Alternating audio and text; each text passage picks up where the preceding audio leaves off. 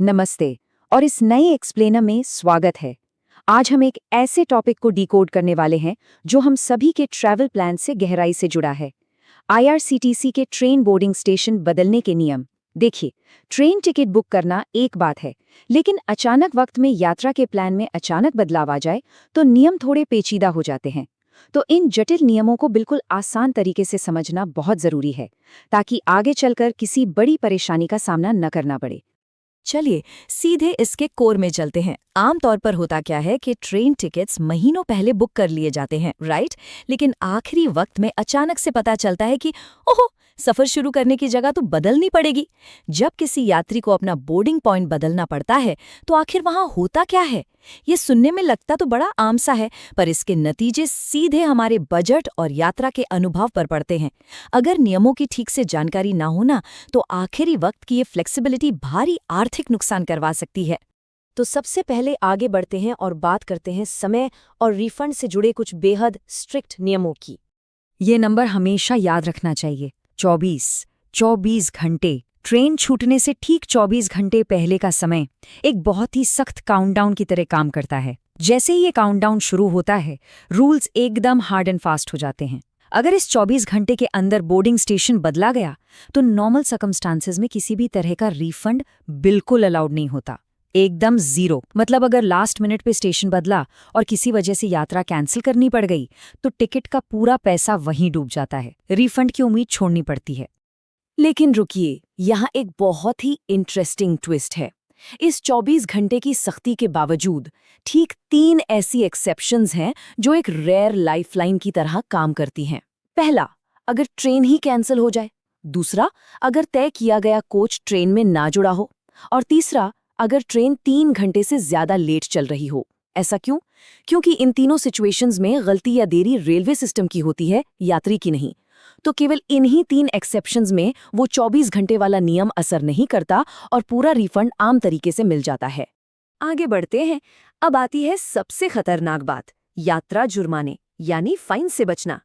एक ऐसी सिचुएशन सोचिए जहां आइटिनरी में नया बोर्डिंग स्टेशन अपडेट्स तो कर दिया गया, लेकिन फिर भी गलती से पुराने स्टेशन पर पहुंचकर ट्रेन पकड़ने की कोशिश की जा रही है।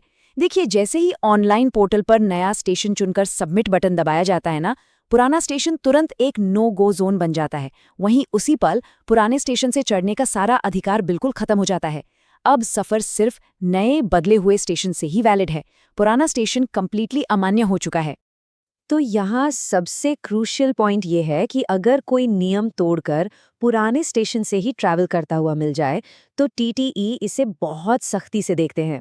सिस्टम इसे सीधे तौर पर बिना किसी उचित यात्रा अधिकार के यात्रा करना मानता है, मतलब बिना वैलिड टिकट के सफर। इसका अंजाम बहुत भारी होता है। दोनों स्टेशंस के बीच के रास्ते का पूरा किराया दोबारा देना पड़ता है और साथ में एक पेनाल्टी भी भरनी पड़ती है। ये कोई छोटा मोटा फाइन नहीं है, ये एक ऐसी गलती है जो पूरे सफर का बजट तबाह करके रख देती है। चलिए अब उन सिचुएशंस को देखते हैं जहां बोर्डिंग स्टेशन बदलने की बिल्कुल भी इजाजत नहीं मिलती।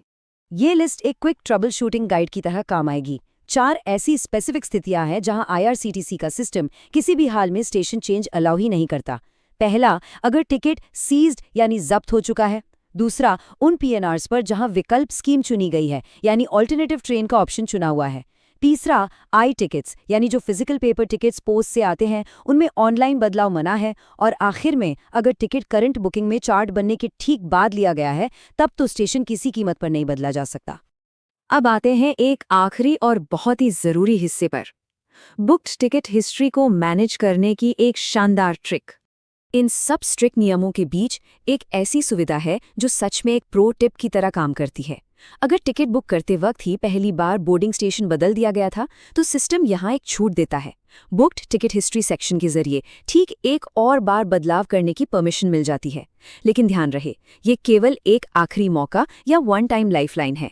इस विकल्प का यूज तभी होना चाहिए जब यात्रा का प्लान पूरी तरह से कंफर्म हो, क्योंकि इसके बाद बदलाव का कोई ऑप्शन नहीं बचता। तो इस पूरे एक्सप्लेनर को समझने के बाद आखिर में एक बहुत बड़ा सवाल उठता है, क्या टिकट बुकिंग फाइनल करने से पहले पूरे प्लान को 2 बार अच्छे से चेक कर लिया गया है?